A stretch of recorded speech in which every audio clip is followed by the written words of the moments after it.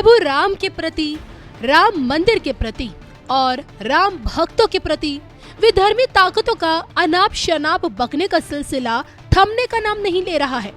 22 जनवरी के दिन जिन्होंने राम मंदिर का निमंत्रण ठुकराया, आज वही प्रभु राम को शोपीस बता रहे हैं।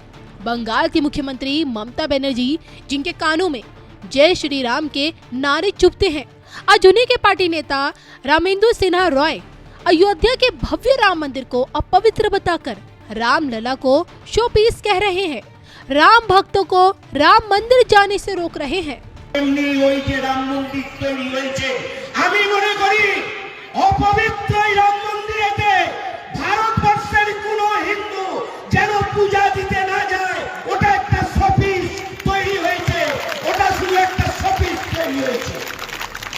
भारत के इस पावन धरा पर कांग्रेस आला कमान ने राम मंदिर उद्घाटन जाने से इनकार क्या किया। पार्टी से नेताओं के निकलने का सिलसिला शुरू हो गया। 2 दर्जन सांसद, विधायक और दिग्गज नेता कांग्रेस का दामन छोड़ चुके हैं। क्या कांग्रेस, क्या टीएमसी, क्या सीपीआई और क्या इंडी गठबंधन के घटक दल। देखा जाए तो 2024 चुनाव में इन तमाम पार्टियों का राजनीतिक अस्तित्व दांव पर है।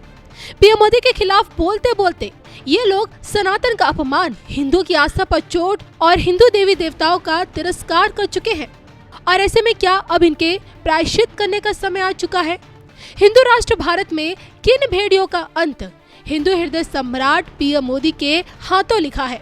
इस पर मथुरा की धरती से क्या कहती है सदगुरु श्री रितेश्वर महाराज जी की भविष्यवाणी। देखिए सिर्फ धर्म ज्ञान पर।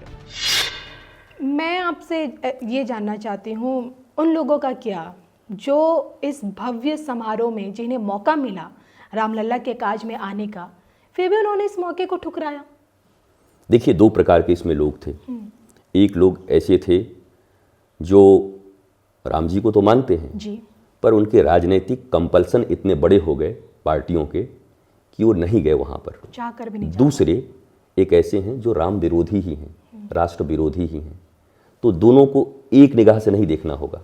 जैसे आप अपने यहाँ कोई पूजा कराती हैं, सत्यनारायण भगवान की कथा हो रही हो, आपने अपने गांव या मोहल्ले में लोगों को निमंत्रण दिया, तो कुछ लोग वहाँ आपके यहाँ नहीं आते, तो वो जरूरी नहीं कि सत्यनारायण भगवान के वो विरोधी हों। हो सकता है आपसे उनके संबंध ठीक ना हो, इसलिए वो आपके घर नहीं आए, परंतु वो सत्यनारायण भगवान के विरोधी नहीं हो सकते।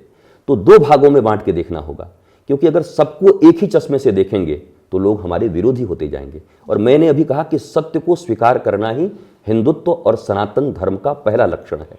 तो उन लोगों को जो किसी कंपल्सन के कारण, किसी तकलीफ के कारण नहीं आए, तो भगवान राम को वहीं से अनुभव किया उन्होंने, चलो उनके लिए तो कोई बात नहीं। परंतु जिन्होंने राम विरोध, राष्ट्र विरोध और उनको लगा कि नहीं जाएंगे तो बाकी जो वोट हैं, एंटी हिंदू वोट, वो उनको मिल जाएगा, ऐसे लोग तो मैं कहूँगा गिद्ध हैं, भेड़िए की तरह हैं, जो भारतीयता, राष्ट्र, धर्म, आनंद, प्रेम और शांति की कीमत पर चंद वोटों के लिए ऐसे निर्णय लेते हैं। उनको विचार करना होगा और जगे हुए हिंदुत्व, जगे हुए राष्ट्रवाद के आगे उनको मुंह की खानी पड़ेगी और उनको लगेगा कि दुनिया में इससे गलत निर्णय मैं कभी ले नहीं सकता था। उनको बड़ा पश्चाताप होगा, लेकिन मुझे लगता नहीं कि उस पश्चाताप के बाद वापस आने का उनको मौका मिलेगा, क्योंकि भारत की जनता उनको रद्दी कूड़े की टोकरी में डाल देगी। आपको देश के इस माहौल को देखते हुए हिंदू राष्ट्र का सपना सच होता हुआ नजर आ रहा है? देखिए, मैं ऐसा मानता हूँ कि भारत सनातन संस्कृति का एक राष्ट्र है और यहाँ मैंने कहा 145 करोड़ लोगों की संस्कृति सनातन है, सबके पूर्वज एक हैं। और मैं बार बार एक चीज़ कहा करता हूँ कि हिंदू तो रावण भी था और कंस भी था, तो केवल हिंदू राष्ट्र हो जाने से कहीं रावण आ गया, कंस आ गया, तो होगा तो हिंदू ही। मेरा ऐसा मानना है, धर्म का राज्य हो, सत्य का राज्य हो, न्याय का राज्य हो जी।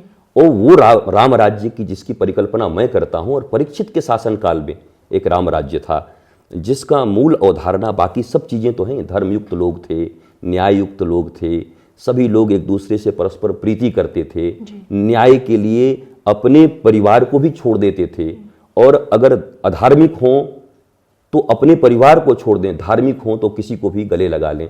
भगवान श्री राम जो माता सबरी के जूठे बेर खा रहे हैं, मैं वृंदावन में बैठा हूँ, भगवान श्री कृष्ण मधुमंगल के मुख में पड़े हुए छाछ को पी जाते हैं।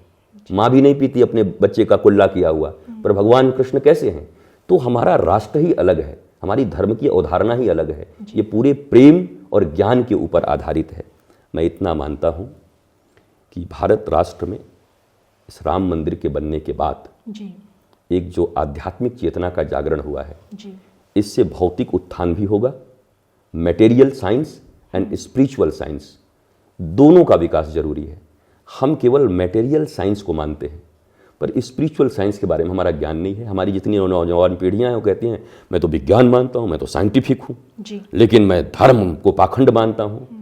धर्म भी स्पिरिचुअल साइंस है। स्पिरिचुअल शब्द बना है स्पिरिट से। स्पिरिट का अर्थ होता है उत्साह, उमंग, आनंद। जिसके जीवन में उत्साह ही नहीं, धार्मिक कैसा? जिसके जीवन में उत्साह, उमंग नहीं, वो किस बात का राष्ट्रभक्त, और वो किस बात का ज्ञानी, और किस बात का वो लिटरेट, और किस बात का वो एजुकेटेड। जी मैं वैसे लिटरेसी और एजुकेशन में बहुत अंतर समझता हूँ। केरला में 97% लोग लिटरेट हैं, जी लेकिन सबसे ज़्यादा ओल्ड एज होम वहाँ पर है। तो क्या कारण है? ये कौन सी लिटरेसी है, कौन सी पढ़ाई है जहाँ बच्चे अपने माँ बाप को भी अपने घर में नहीं रख पा रहे हैं? मुझे लगता है अक्षर ज्ञान अलग है और आध्यात्मिक ज्ञान अलग है, एजुकेशन अलग है। हमें एजुकेशनल सिस्टम को भारत में पूर्णतः परिवर्तित करके मैकोले की शिक्षा विद्या को पूर्णतः ध्वस्त करके हटाकर, जिस मैकोले ने ये कहा कि भारतीय शरीर से आज़ाद हो जाएंगे परंतु मानसिक रूप से गुलाम रहेंगे, मैंने ऐसी शिक्षा व्यवस्था बना दी है। जी तो अब तो शिक्षा व्यवस्था को भंग करके सनातन बोर्ड को बनाना चाहिए, सनातन विद्या बोर्ड बनना चाहिए, जहां प्राचीन गुरुकुलम की विद्या हो भारत की, जहां 20 विषयों की पढ़ाई होती थी, जहां हवाई जहाज भी बनाने सिखाया जाता था गुरुकुलम में। गुरुकुलम से निकला हुआ कोई छात्र डिग्रियां लेकर के बेरोजगारों की तरह नहीं घूमता था प्राचीन भारत में, बल्कि वो लोगों को नौकरियां देने के योग्य हो जाया करता था। तो वो प्राचीन विद्या और नवीनतम जो हमारा अभी कंप्यूटर साइंस है या एआई है, आर्टिफिशियल इंटेलिजेंस, आप भी जानते हो, इन सब का समावेश करके एक फ्यूजन विद्या पद्धति का निर्माण हो, और उस फ्यूजन विद्या पद्धति का जब निर्माण होगा तो भारत पुनः विश्वगुरु बनेगा। नहीं तो केवल रटते रह जाएंगे। विश्वगुरु था, सोने की चिड़िया थी, था, थी। अब क्या है? जी अब तभी होगा जब सनातन और नवीन विज्ञान को मिलाकर के भारत अपनी शिक्षा पद्धति को बदल दे। और मुझे पूरा विश्वास है कि प्रधानमंत्री नरेंद्र मोदी के नेतृत्व में यह कार्य भी होगा ही।